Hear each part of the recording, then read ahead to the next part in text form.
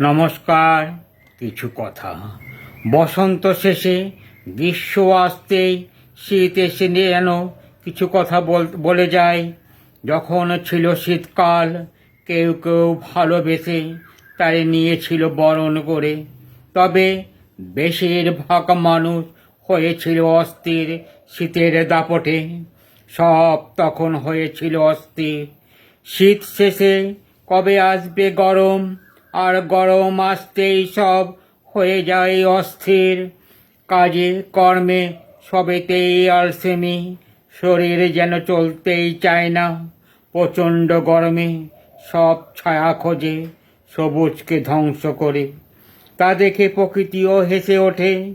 বিশ্ব উন্নয়নে অরণ্য বন জঙ্গল সব ধ্বংস হয়, সবুজের জন্য চিৎকার করে। গ্রীষ্মের